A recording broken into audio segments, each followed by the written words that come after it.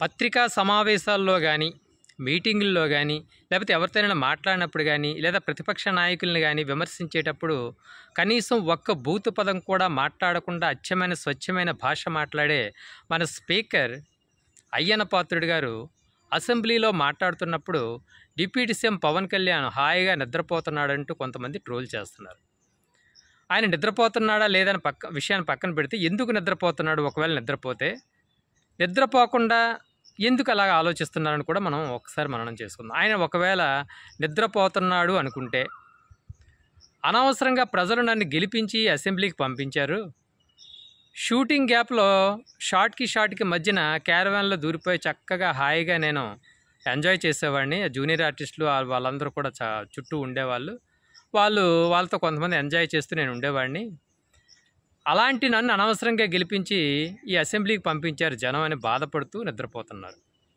లేదా ఒకవేళ జనం ఏదో విధంగా జనం గెలిపించారో లేకపోతే ఇంకెవరు గెలిపించారో ఏదో విధంగా గెలిచాను కాబట్టి పోతే పోయింది, ఒక ఎమ్మెల్యేని అయితే ఏదో విధంగా మధ్యలో షూటింగ్లు కూడా వెళ్ళిపోవచ్చు, అసెంబ్లీలో అప్పుడప్పుడు మాట్లాడవచ్చు, బయట మాత్రం ఇష్టారాజ్యంగా పేలవచ్చు. కానీ అనవసరంగా ఈ చంద్రబాబు నాయుడు గారు నాకు మంత్రి పదవిని, అందులోని డిప్యూటీ సీఎం పదవిని ఇచ్చేశారు, ఇప్పుడు మరింత బాధ్యతగా ఒద్దికగా ఉండాలి, ఎలా ఉండాలి నేను అని బాధపడుతూ నిద్రపోతున్నారు. ఒకవేళ నిద్రపోకపోతే, వీళ్ళందరూ అనుకుంటున్నట్టు ఒకవేళ నిద్రపోకపోతే ఆయన ఆలోచిస్తున్నాడు అనుకుందాం. ఏం ఆలోచిస్తాడు? వాలంటీర్ల ద్వారా 32,000 మంది ఆడపిల్లలు మిస్ అయిపోయారు, నాకు కేంద్ర నిఘా సంస్థలు చెప్పాయి, ఆ విధంగా నిఘా సంస్థలు చెప్పబట్టి నేను మాట్లాడుతున్నాను, నా దగ్గర పక్కా సమాచారం ఉందంటూ ఆ రోజున మాట్లాడాడు. కాబట్టి ఎన్నికలకు ముందు ఎన్నికల్లోనూ ఇప్పుడు ఆ 32,000 మంది ఎక్కడ మిస్ అయిపోయారు, ఎక్కడున్నారు, ఒకవేళ ఆ విషయాన్ని వాళ్ళందరినీ నేను తీసుకురాకపోతే అబాసుపాలు అయిపోతాను, అనవసరంగా పనికిమాలిన మాటలు మాట్లాడేసాను ఆ రోజున అని జనం తిడతారు అని బాధతో ఆలోచిస్తున్నారు ఒక పక్క. ఇంకో పక్క ఏంటంటే అయ్యన్న పాత్రుడు ఆయన స్పీచ్ ఆయన మాట్లాడుతున్నారు, ఈయన మాత్రం ఏం ఆలోచిస్తున్నారంటే డిప్యూటీ సీఎం పవన్ కళ్యాణ్ గారు ఏం ఆలోచిస్తున్నారంటే వాలంటీర్లని ముందు తెగ తిట్టేశాను, ఆ తర్వాత వాలంటీర్లు ఓట్లు పోతాయి, వాళ్ళ చేతిలో ఉన్న ఓట్లు పోతాయి, వాళ్ళని నమ్ముకున్న 50 కుటుంబాలు ఓట్లు పోతాయి, కాబట్టి వాళ్ళని మంచి చేసుకోవాలి, కాబట్టి వాళ్ళని మళ్ళీ తెగ పొగిడేసి వాలంటీర్లకి జగన్మోహన్ రెడ్డి ఇస్తున్న దానికన్నా ₹1 నేను ఎక్కువే ఇస్తాను మా ప్రభుత్వం వచ్చిన తర్వాత అని చంద్రబాబు నాయుడు తరపున నేను చెప్పాను. అలాగే చంద్రబాబు నాయుడు గారు కూడా 5,000 కాదు మేము 10,000 ఇస్తామని చెప్పి వాలంటీర్లు మభ్యపెట్టాము. ఇప్పుడు వాలంటీర్ వ్యవస్థనే తీసేటట్లుగా చంద్రబాబు నాయుడు గారు పనిచేస్తున్నారు. ఇప్పుడు వాలంటీర్లు ఎక్కడైనా తనకి అడిగితే ఏమని సమాధానం చెప్పాలి, లేదా వాలంటీర్ల మీద తిరిగి ఏ విధంగా విరుచుకుపడాలని ఆలోచిస్తున్నారు.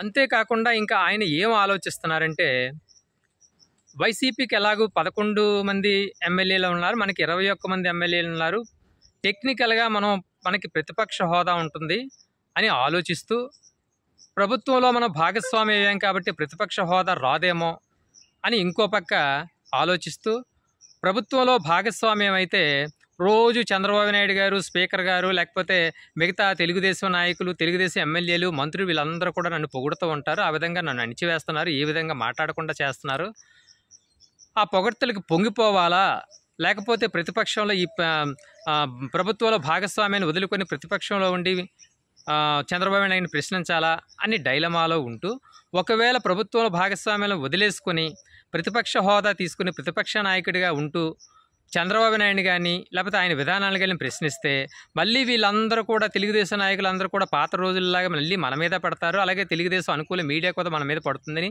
భయపడిపోతూ ఆలోచిస్తున్నారా అనే విషయం మీకు ఎవరికీ తెలియదు. ఆయన మాత్రం దీర్ఘాలోచనలో ఉన్నారు తప్ప ఎట్టి పరిస్థితుల్లోనూ ఆయన నిద్రపోవట్లేదు. అంతేకాకుండా ఆయన ఏం ఆలోచిస్తున్నారంటే ఇంతకుముందు వైసీపీ నాయకులను మనం ఏమన్నాము, జీపు కట్టేసి ఊరేగిస్తాము, గుడ్డలు ఊడి తీసుకొడతాము, అలాగే కరాటాలు చేస్తాము, బాక్సింగ్లు చేస్తామని చెప్పేసి మనం ప్రగల్భాలు పలికాం కదా. ఇప్పుడు ఆ బాక్సింగ్లు ప్రగల్భాలు పలుకుతూ మళ్ళీ అదే విధంగా మాట్లాడాలా, లేకపోతే డిప్యూటీ సీఎం పదవి వచ్చింది కాబట్టి ఒద్దికగా ఉండాలా, ఒద్దికగా ఉంటే తనలో ఉన్న సహజమైన స్వభావం ఏదైతే ఉందో దూకుడు స్వభావం అదంతా పోతుందేమో, రాముడు మంచి బాలుడు అన్నట్లు నన్ను ఈ తెలుగుదేశం నాయకులు చంద్రబాబు నాయుడు వీళ్ళందరూ కూడా పొగిడేసి నన్ను అణిచేస్తున్నారని చెప్పేసి బాధపడుతున్నారు అనేది మనం ఒకసారి అర్థం చేసుకోవాలి. కానీ ఆయన నిద్రపోతున్నారు అని మనం అనడం చాలా తప్పు. ఈ వీడియో చేసినందుకు ₹2 పేటీఎం గల ఉన్నారు కొంతమంది.